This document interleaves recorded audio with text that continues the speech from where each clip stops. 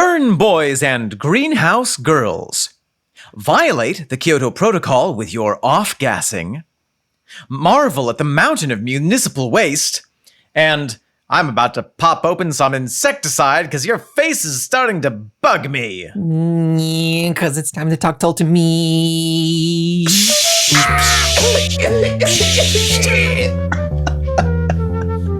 Nothing works like DDT. Who needs eagle eggs?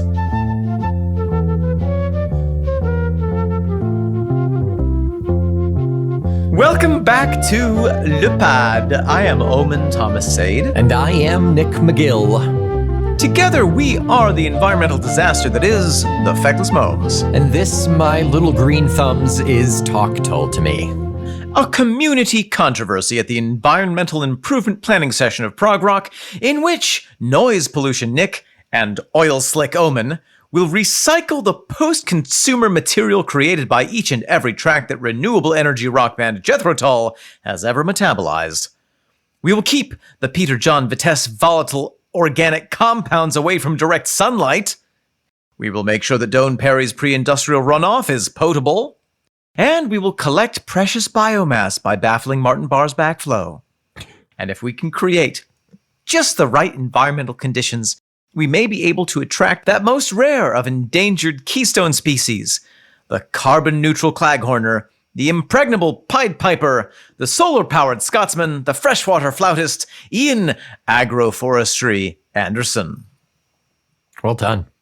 Thank you. I think you did Oil Slick Omen before, and I'm trying to remember. It must have been North Sea Oil, right? Oh, I'm so disappointed to hear that. I know. It's okay, though. I am very oily. You need a Trader Joe's Rose Water Spritz. Wait for it, everybody. There it is. I'm so wet right now. Sorry. Nick, welcome. Hello. Today we are talking about yet another track off of the 1989 much maligned and yet much loved album by Jethro Tull. It's interesting. When Kissing Willie dropped a couple weeks ago, about 2 weeks ago at this point, once or twice I heard someone I saw someone write in like, Rock Island, I guess I'm going to go eat a box of nails for the next month and a half. But more than that were the positives. Like, you know what? This album is a guilty pleasure for me. I actually really like it. And then not just like that, but they would go into, well, this song is really kick-ass. And then they really like this song for this reason. So there is a good contingent of folks who like Rock Island. I think Rock Island is like the hot person in high school who was socially unacceptable to date, but everyone wanted to make out with, like in the closet, like on the DL. Why would they be socially unacceptable? Rock Island is me in high school. No one... Oh, makes sense. Okay. No one wanted to be seen dating me because I was the weird kid. I didn't up their social standing. Got it. Yeah. But everyone wanted a slice of that brown pie. Brown bread. Slice of brown bread. It just has so much fiber. Keeps me regular, that Omen. Yeah. Yeah, that. Nick, what's the song about which we are talking Tull on this fine day? We have just flipped the vinyl. We are just starting the second half of Rock Island. We're on track number 6, and it is Heavy Water. It's so heavy. Oh, I want to drink it, but I'll gain some weight. It'll just be water weight. A pint of water is a pound of water. Pint's a pound. We talked about this. I It know. depends which pint you're talking about. But you looked it up, and the math checked out regardless, so I'm still sticking with it. That doesn't make any Let's sense. dip our ears into this pool and listen to Heavy Water. Let's have a listen.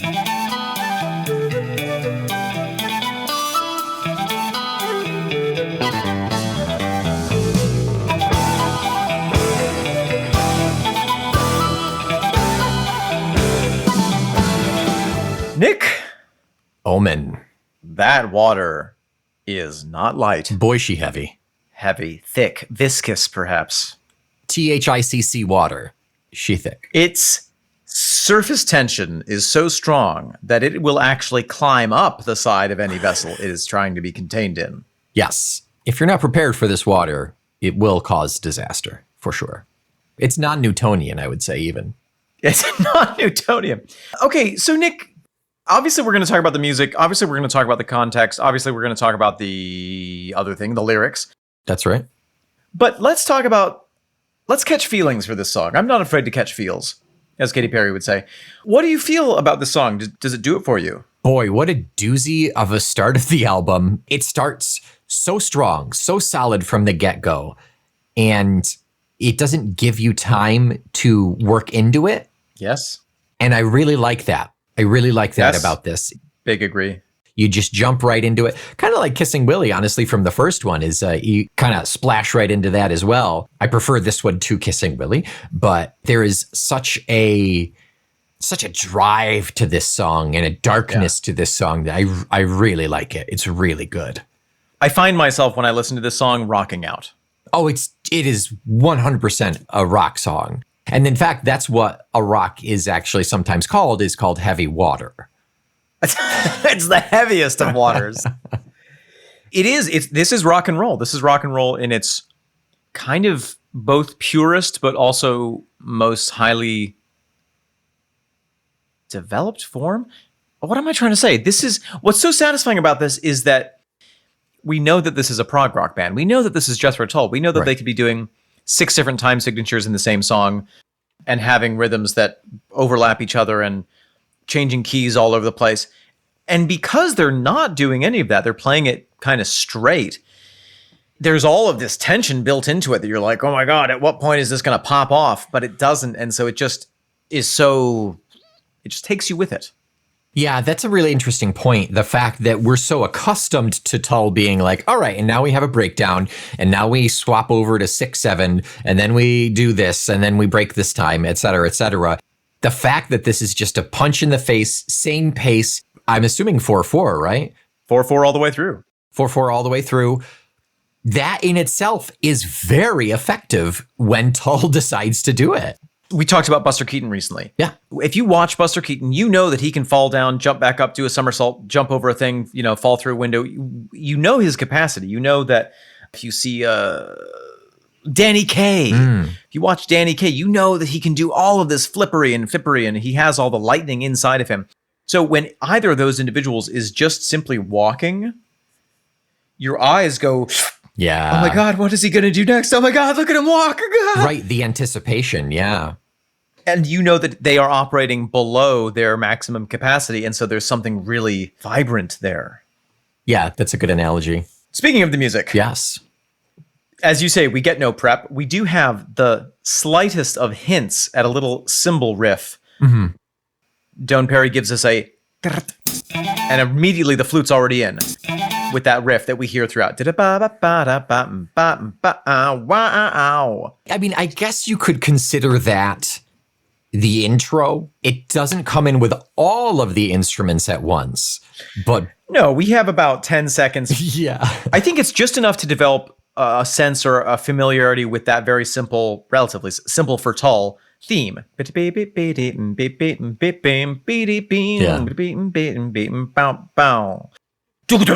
bass and the drums come in hard. Yeah.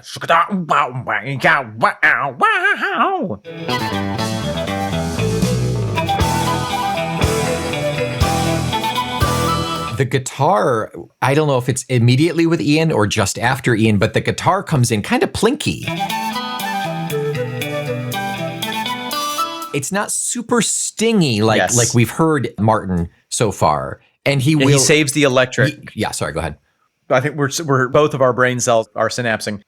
Martin saves the electric sound for a little later in the song. So there is a little bit of a layering and a little bit of a build. Yeah. There's a spot, I need to re-listen to it. There's a guitar sting at 25 seconds that I've just heard for the first time that I really need to hear again. It made my jaw drop. Oh, yeah. Wow. Yeah. Mm-hmm. Very cool. I'd never heard that before. Very much like that. It's all of the classic rock and roll elements, but done with just a little more expertise. Yeah. Oh, yeah. We have PJV coming in pretty short within this first section with some just devilish 30-second note chords.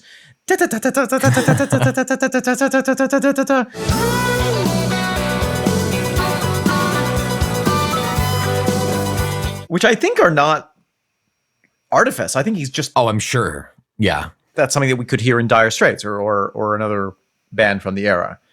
Yeah, definitely. He's throughout. He is super substantial in the background, but everything is so forward. It's very difficult to pinpoint him. You got to really listen for it. But there are times when he's like dropping those super quick notes. Yes. There are other times where he's like, he's got this really like breathy synth going. It's really light and kind of flowy while everything else is going bow, bow, bow, bow. We actually hear an example of that synth that you're describing at the very end of the song, the last 10 seconds. There's a bit of a fade out. Ian concludes his last little flute riff, and then we have that's, I think, what you're describing, that sound, that hey synth. Yeah. Just to kind of lead us out. There is so much counterpoint being used in this song. So there's two things that I want to kind of draw attention to. We have that riff. At various points, Martin is playing either a version of that riff as a counterpoint to Ian's vocal line, which is different. Mm-hmm.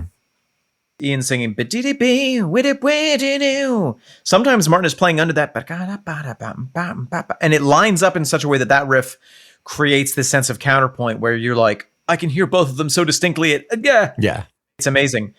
And then other times, Ian is playing, I guess, really harmony, where Martin is doing and Ian's going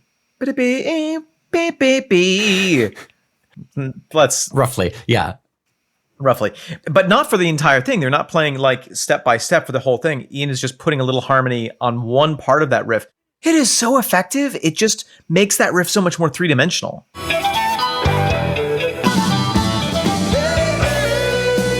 This song is such a jigsaw puzzle, just a perfect jigsaw puzzle of all of these sounds fitting together so well. It's like Japanese joinery, where you see it and all you see is this one continuous surface. And then you look more closely at it and you're like, there are 6 different species of wood and I don't know how they're being held together. There's no nails. Yeah, that shit's awesome. Yeah. Ian's voice, great in this, very high pitch. He's got some high pitch going. He's got some multi-layer going in this one on certain aspects of his voice. Great, loving it very much. He is continuing to find his real guttural and effective vocal ejaculations. At 126, we have a beautiful yeah. Heavy water. She was a southern girl. It's almost like when you've been in circus classes recently. So no doubt you've either done some or seen some of the tumbling. You know how sometimes if you do like a round off or you do a front handspring or something, there's usually that little like, you want to give yourself a little bit of height for the big step that actually gives you your height. There's a little like catch step. A little hop, yeah. Yeah, a little hop, and then you do the jump, and then that's what gives you the momentum. I feel like that's what Ian is doing with his, instead of using them as a flourish, which he did before. Right. I'm singing it, yowza. He's going like, let me just get this started here. Yeah. It's so cool. It's really fun. It feels more like the structure of the song rather than something additional to the structure of the song. 100%, yeah. It's the choke of the engine, yeah. This is kind of lyrical, but I'm also going to put it in sonically here. The way he sings Smokestack Blowing in kind of the pseudo chorus, it gets tied on to 1, 2, 3. Yeah. Smokestack blowing, now they're pouring heavy water on me. Sounds like This Is Not Love. It's got the same sound, the same delivery sound. You mean the rhythm that he's singing Smokestack? Yeah. Interesting. Something in my heart and it's hurting me to see. Smokestack blowing, now they're pouring heavy water on me. Puppy dog waves on a big moon sea. Snap our heels, how hard to live. Ooh, I see what you're talking about. Yeah, that's so cool. Another thing that this reminded me of, I was struggling to come up with the name, but at about 38 seconds, I was very heavily reminded the vibe of this was giving me Glory Row. Interesting. in that sense that it's kind of like rock and roll, yeah, stuff, dirty rock. And it was hot down there in the crowd.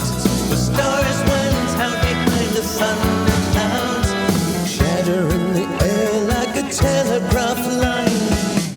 Would you be the star of ages, the light your own way at night?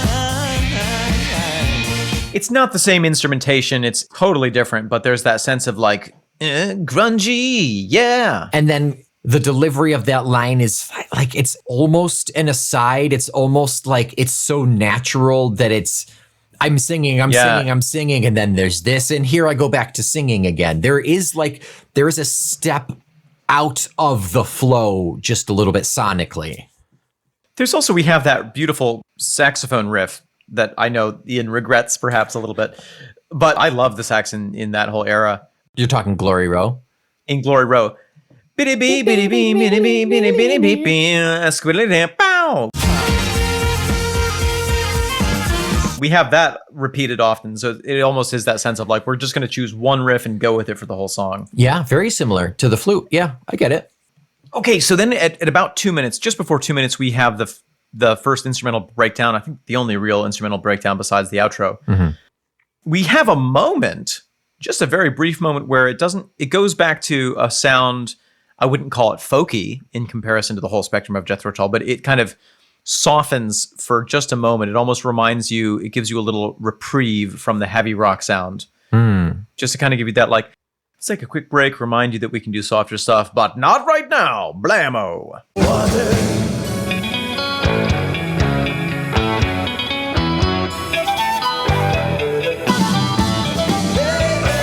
So it's just a little like, let's just have a quick fairy dance for 2 seconds, and then we'll get our concrete boots back on. And it's only, looks like it's like 6. Let's see, it goes from 2:13 to 2:19, so 6, yeah. It's about 6 seconds. 6 seconds, yeah. And about 4 measures, I would say, if you're counting it in 4. Yeah. And I love that. That's the kind of detail that makes this song stand out from the general rock and roll, the schlock and roll of the late 80s. But it also makes it stand out from Tull as well. I mean, when's the last time we had that short of a little breakdown, instrument breakdown? It's been a minute. Yeah, it's been a while. And this song, if you don't know it off the top of your head, how long do you reckon this song is? 3 minutes, 30 seconds, 3 minutes, 15. Super close, just under 4. Ooh. Okay. Yeah. Feels on the longer side to me, I think, because we don't have that room to breathe except for that one moment. In no way am I complaining. Like, it's like, oh God, the song drags. But like, it feels like it just keeps chugging along and you don't really know where it's going to go and when it's going to end. Yeah. This is the kind of song that for me, I lose my sense of time. Oh, definitely. I'm just like, here we are. Here I am. Here we go. Yeah. Anything else to talk about musically? Just at the very end, we've got that really saucy vocal ending from Ian. Ooh. We get smokestack blowing. Now they're pouring heavy water on me. Oh, pouring heavy water on me. Oh, pouring heavy water on me. Yeah. Pouring heavy water on me.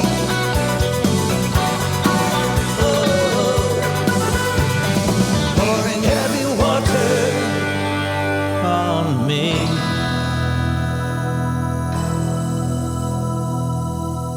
He's feeling his oats in this song. It's great. I approve. Yeah, he ate his ginger right before this. It's good. It's good. I see this. I know I kind of joked on an earlier episode of like, oh, I wonder how Ian feels about being a sex symbol. But like, this for me is his sexy era. Yeah. Because he's not trying to impress anyone. He's sort of going a little bit away from all the vigorous leaping around. He's hitting his comfortable dad bod. Yes. You know, he's just like, Yeah. what up? I'm a rock and roll guitar. I'm a rock and rollist. There's no pretense there. There's no pageantry. There's just him singing and creating this music now. And it's really, I think it's really coming through in the music itself. He is now a singer-songwriter in the truest sense. Exactly. And we know that they have moved away from, like you said, the pageantry of previous concerts. So they moved away from the big ships and all of the stuff. And maybe it is a more pure musical experience. Remember that? Who is that? Remember that the drunk guy that we had? There was somebody, I think Jesse Winters sent us a video, and there was a drunk guy that he interviewed who was like, you just need a suspended piano. Have Ian swing in on a rope line. Yeah, it was audio, but yes. So funny. I'm looking at some pictures of 1989 concerts. He wore a fedora and kind of like a sport coat, but it was really, really subdued. Fedora and a sports bra. In a sports bra, and that's it. Really subdued in terms of what we expect with Ian. I mean, what did we see before this? You know, the colored jumpsuits and... Oh, cod pieces. And cod pieces. Yeah, I'm thinking about just immediately before this is probably they went from the extreme of A and kind of tried to mellow out from there. I think that, yeah, getting into what year was Ian born? Ian Anderson was born in 47. What is 89 minus 47? The answer is 42. So, we are now getting close to that age, and I am finding myself starting to think about comfort when I'm buying my clothes. So I still want to be fashionable, obviously. Right. I'm not going to buy freaking Crocs or anything, but I am starting to think a little bit like, well, what could I do to make this a comfortable experience while I slay the house down boots on the streets? Maybe with an insole. That nobody has to know about. Yeah. Nobody has to know about it, but I want it to be there. Yeah, he's clearly, I think we're getting the visual period where he's starting to consider comfort. I think we're getting sonically a new period where maybe he's considering comfort. He's obviously, like you mentioned earlier, I mean, he's obviously he's veering his voice into a new range. He's touching new pieces there with like the grumble and the growl and the speaking. And to frame this perhaps with a preview of the content of the song, is it about comfort or is it about sustainability? Yes, that is something to consider. In this instance, it may be both.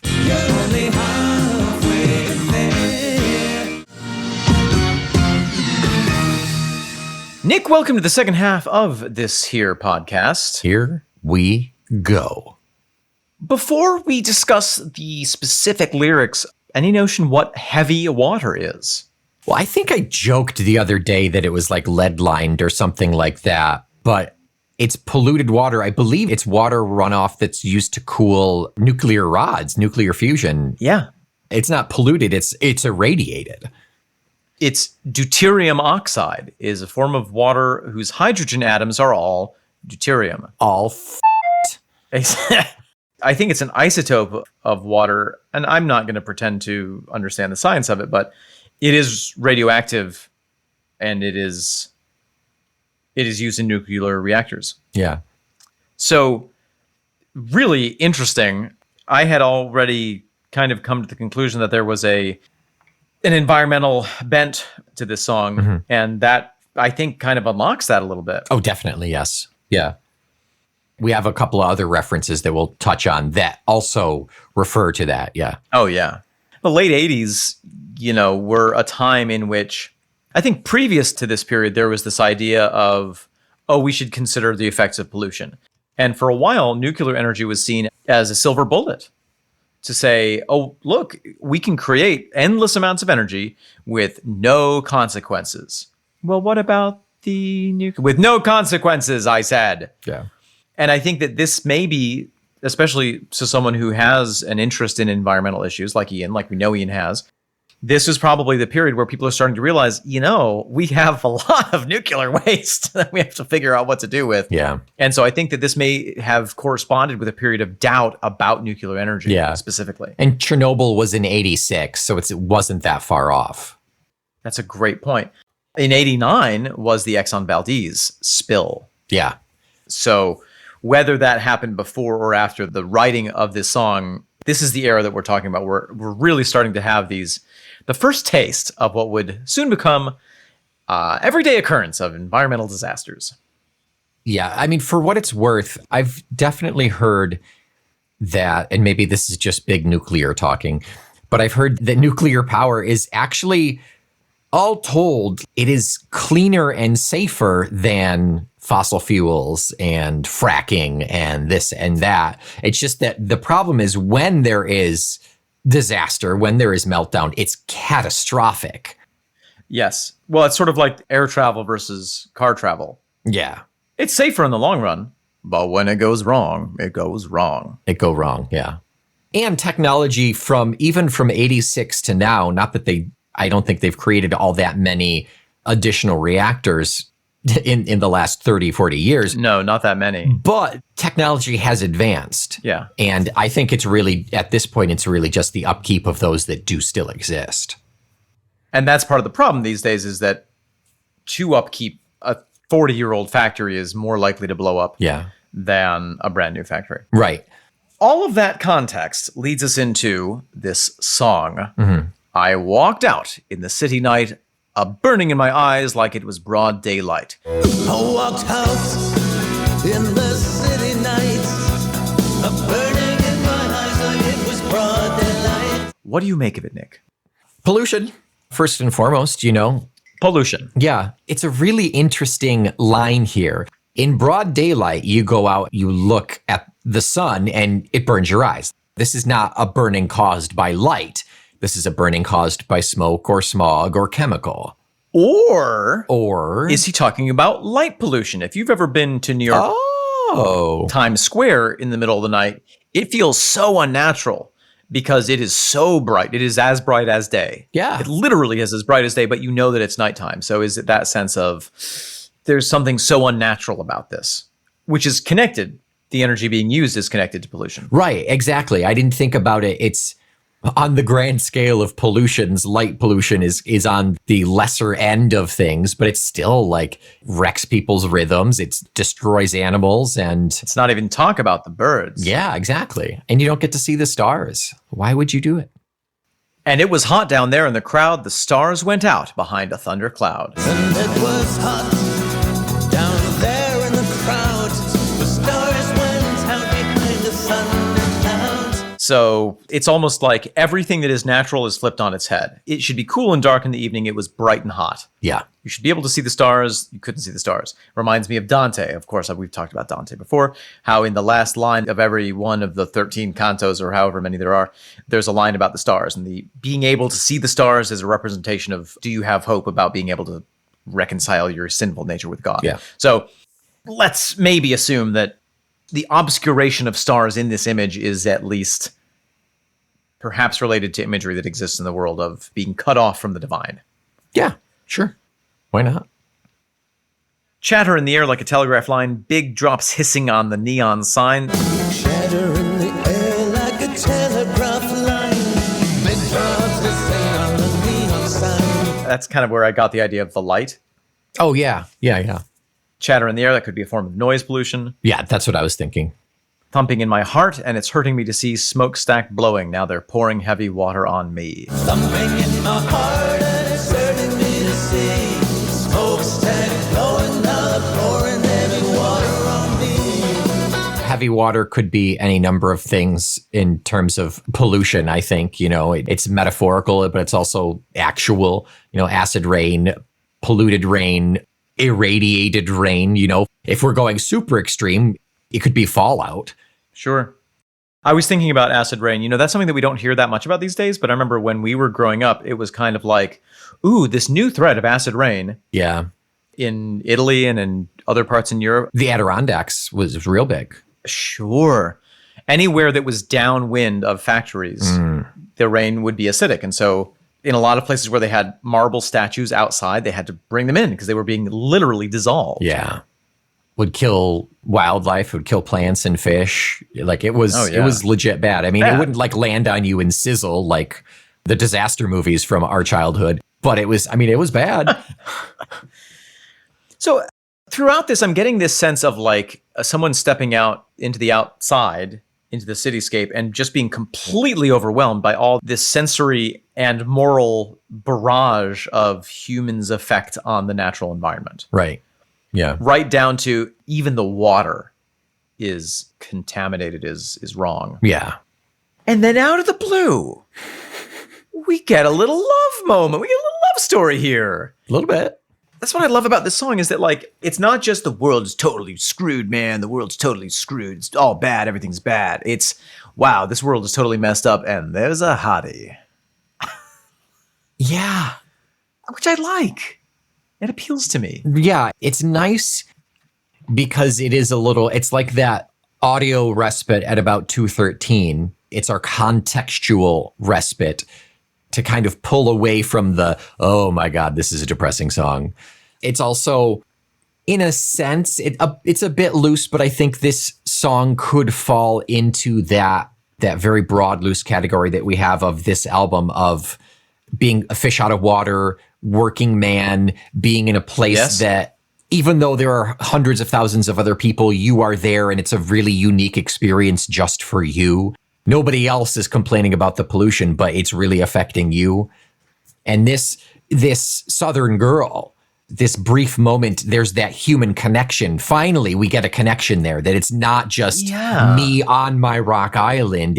There's an isthmus all of a sudden, and we're connected.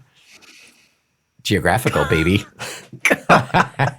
Girl, are you an isthmus? Because you are connecting me to the mainland. I think you're sweet. Because I'd like to traverse you. I think for me, there are two different ways that I can interpret this. Yes. One is the world is dirty and corrupt, and so I may as well be dirty and corrupt as well. Okay. The world is corrupt, and so I may as well enjoy the dirty pleasures that it offers. Mm-hmm. Or it's the world is dirty and corrupt, and still human love can flourish, and that is something that can never be dampened. It reminds me of a little bit of like Jack and the Green. I saw some grass growing through the pavements today, except grass in this case is a hottie with a naughty body. As long as there is humanity, no matter what we do, as long as there's humanity, there will be that human connection somewhere. And therefore we have the capacity for good and kindness and all that. Right. It's our red balloon from last episode. It's our hope. It's our glimpse of hope. It reminds me of Nausicaa Valley of the Wind. I have not seen that one yet. Oh, the Miyazaki film. So it's set in this post-apocalyptic environment. The princess is somebody who's kind of figured out that you can still, all the plants are, in most of the world, all the plants are corrupt and vicious and poisonous. She's figured out that if you actually feed them with filtered water, they end up being normal, beautiful plants that aren't contaminated with spores. So I mean, it's kind of like that contradiction that even within this rotten fruit, there's a seed of good. Yeah. Kind of the opposite of Shakespeare's image of the worm in the bud. The bud and the worm. Yes. Yeah. She was a Southern girl. We stared man to man. I moved like a stranger in this strange land. She was a Southern girl. We stared man to man. I moved like a stranger in this strange land. Supports my thesis. Very much. She was a round hole. I was a square peg. I watched the little black specks running down her leg. She was a round hole. I was a square peg. I watched the little black specks running down her leg. I love that imagery. It's so evocative. Set aside for a moment, referring to a woman as a hole. Right. But it's poetry. It's fine. Well, a square peg in a round hole is... Oh, of course, it's a thing. Yeah. As Ian said, it's fun to play with words. Yes. It's almost like, today we talk about the microplastics. It's almost like, ooh, I know you're full of microplastics, but I want some anyway. Yeah, okay, I get that. Because I think this idea of heavy water and going down really specifically about the little black specks running down the leg, even though presumably, ideally, theoretically, water coming down from a cloud, the rain, it's called rain coming from the cloud, it's supposed to be refreshing, right? But there's this feeling of like, in this really thick morass of a city, even the rainwater there's nothing refreshing there. That's that heavy water. Yes. I totally agree.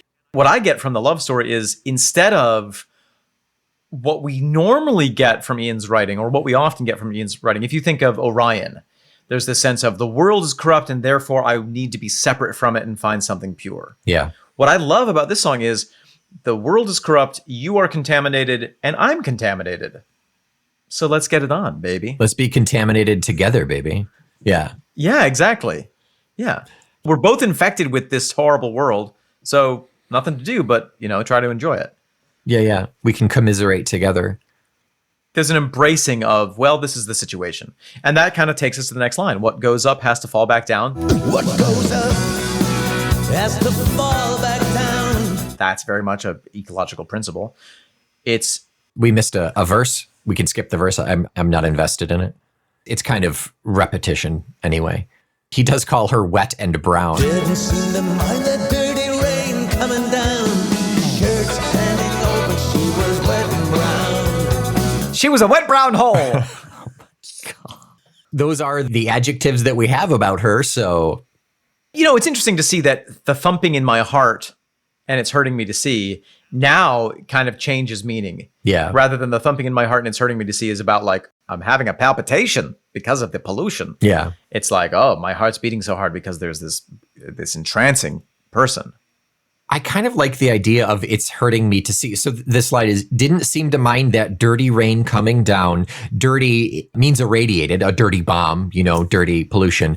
Could be, or it could just be full of, like you said, black, full of ash. Right, I think that we've got that dual meaning there. Shirt hanging open, she was wet and brown, thumping in my heart, and it's hurting me to see. So when you're in love, when you've got those butterflies, it hurts. You can feel it in your chest. But also there's this sense of like, it hurts because he knows that she's gonna have leukemia in like a week and a half because of this cancer. Oh, God. Like, I think there is that sense of like, Wow. oh, well, this can only last for so long.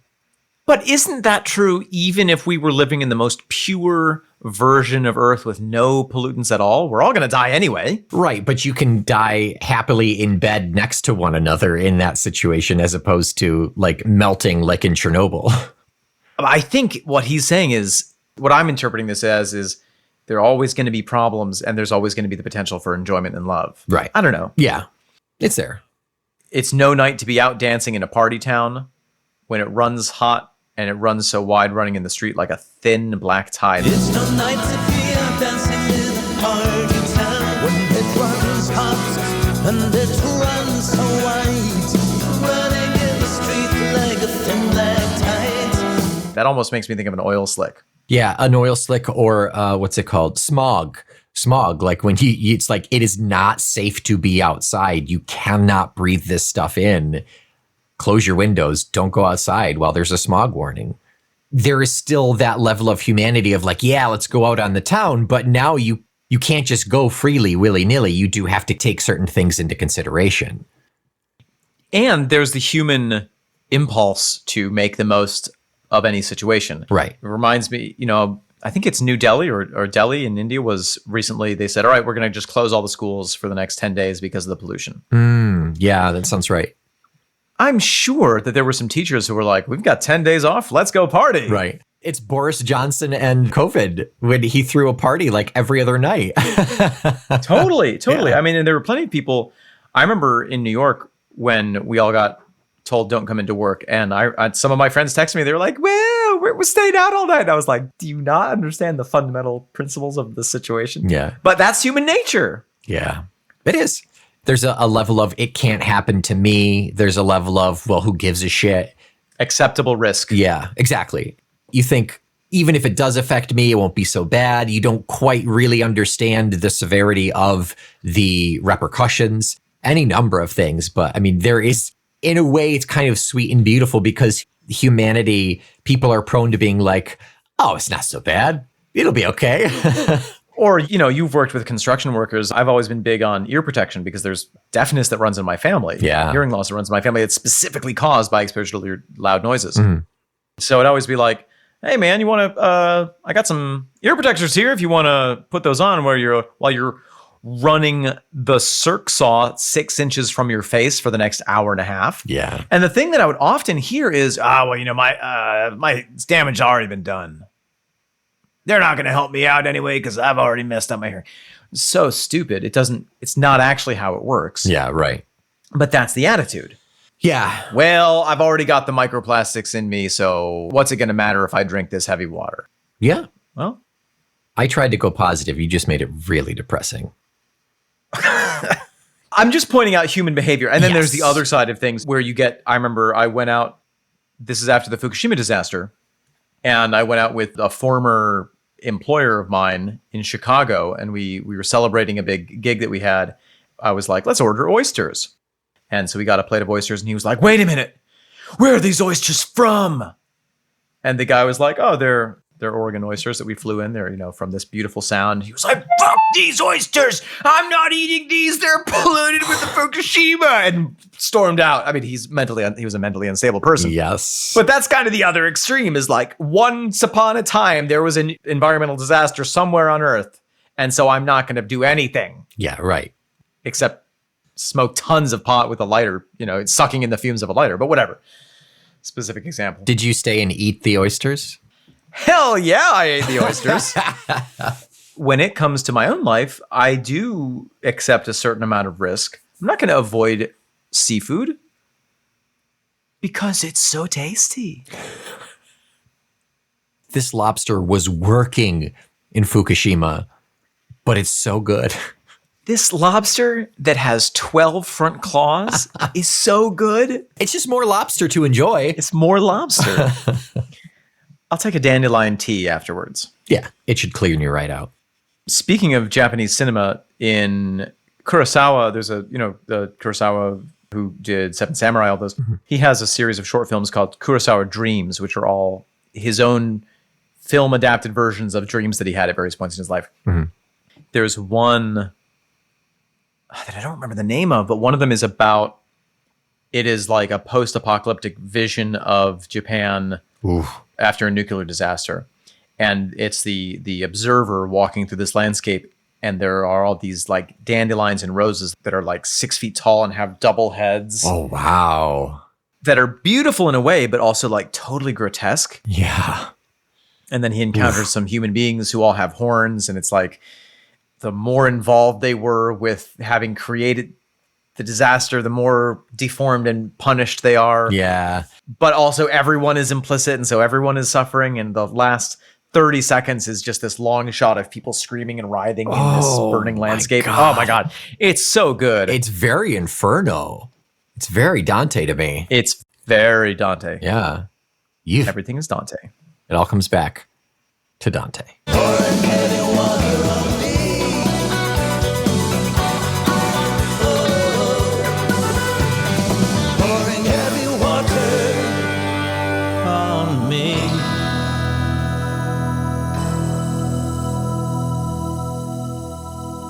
Nick, Omen. what are we talking about twixt tweak? It is fairly conveniently timed. I didn't even try to do this one. So in the past, we've pulled out Christmas songs and dropped them in around the holidays. This one is in natural progression. It is dropping on the 12th of December. It is another Christmas song. Kismet. So perfect. So perfect. Ordained by the Christmas spirits. By the Pope. It is another Christmas song off of this album, originally from this album, and a delightful song. We will talk about it next week. Until next week, if you want chatter in the air like a telegraph line, why don't you subscribe to our Patreon, which gives you access to our Discord chat. More chatter than you could possibly shake a stick at, all for the very affordable price, the inflation-friendly price of $5 American a month. The burning in your eyes is actually 5 bright stars that you are going to give us on your podcatcher of choice. Paired with a rave review, that is the perfect gift for the holidays. That hissing you hear is not the big drops landing on a neon sign. It's the big drops landing on the new tie-dyed Talk Tull to Me t-shirt, available from our TeePublic page, and so bright that your family will need sunglasses. Until next week, I'm a square peg to your round hole, Nick McGill. I am hot down there, Omen Thomas Sade. We've gone up, but we have not come back down. We are the Feckless Bohms. And this is no night to be dancing out in a party town. Talk Tull to Me.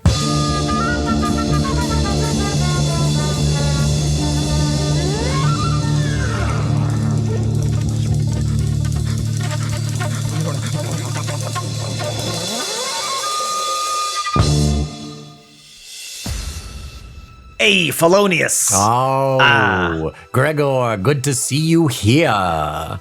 We're gonna find love in the air tonight. Oh, I can feel it. I can't tell if it's love or carbon monoxide, but I don't care. Oh, I feel dizzy, and that's all that matters. Oh, look at that prime piece of rib over there. Ooh. Wow, she's giving us the cold third shoulder. That she is. She is a piece of prime rib because she has extra ribs. That is a very long torso. Oh yes. I bet she was huffing sulfur dioxide as a child. You can tell by the way her eyes are a little bit too close together. Oh, she just hooked up with a guy. Oh, okay. We'll find somebody else. Okay. Ooh, look at that. Look at that. Oh. She's got them apple-bottom jeans and double-jointed wrists. And there is actual fur on her bare feet. Yes. Oh, I like her style. Yeah. You know what they say, fur on the feet, freak in the sheets. That's right. They do say that. You say that all the time. I say that. I said it. You know, I detect from the way she is dancing. Yes. That perhaps she has lead poisoning induced blindness, which means she wouldn't notice my freakishly bulbous face. That's always a point in your favor when they cannot see you. That's right. I do have to say, your multiple pectorals are really, if they are feeling around, they will enjoy that. Thank you. Did you, by the way, you were looking so fresh, you were looking so clean. Did you perhaps take a bath in naturally occurring, by which I mean polluted wastelands filled with sulfuric acid? I did. I then molted afterward, and this is a brand new skin that you see me. I feel like I'm glowing. You are slightly glowing. I'm actually glowing? Is that what it is? You are glowing. Okay. No, I can tell that you're glowing. And also is that a Geiger counter in your pocket, or are you just happy to see me? Something's beeping. Oh, it's my beeper. Okay. Oh, it's your Geiger counter. We should move away from this part of the club. It's a bit hot. Something is radioactive over Yes. here. Ooh, sit with me on this heap of disused coal shale. Ooh, comfortable. I love it. I love the way it feels upon my completely rigid backside. Let me look into your eye. Ooh. No, your other eye. Which one? No, your other eye. Okay, that one. That's the one. Yes. Yeah. You know, I just wanted to say something to you. I've appreciated so much that you take the time out of your busy schedule of irradiation treatments to come to the Sulfur Snake here and dance the night away with your old friend, Memory Loss. Well, Gregor, it is a delight. Gregor, that's what my name is. It is quite the treat. We've been doing this since before we ever mutated, and frankly, I wouldn't stop now. We've already mutated. What worse could happen? That's right. What, rejection? Ha! Baby, you can't hurt me. All of my hair descended below the waistline and now burns me every time it grows. I suck in large quantities of uranium dioxide for fun because it tastes better than the inside of my mouth. Baby, you can't hurt me because I am a walking callus. Nothing can get through this skin. If you could find my heart, you wouldn't make it skip a beat because it is already beating in such an irregular fashion. Yeah, that murmur is getting very pronounced, I have to say. My blood pressure is as erratic as my imagination is erotic. You know, I do have to say, there is only one thing I can think of that's better than drinking these mercury martinis. One thing. Tell me, what is better than this highly infused particulate matter that we breathe into our remaining nostril, our shared nostril? It's leaving this club with or without several ladies on several of our arms and going home and listening to our favorite podcast. I always put on a podcast when I'm either lovemaking or trying to find out where that body part came from. That's right. That's exciting. And today we do have a new episode of Talk Tull to Me. Oh, you're kidding, right? Oh my gosh, I must have been sucking in these volatile organic compounds too much. I forgot about the new drop. I'm not pulling any of your 5 legs, I assure you. The EPA has warned us that it is a proud member of the Feckless Momes Audio Network. And that's why I like it. Unfiltered.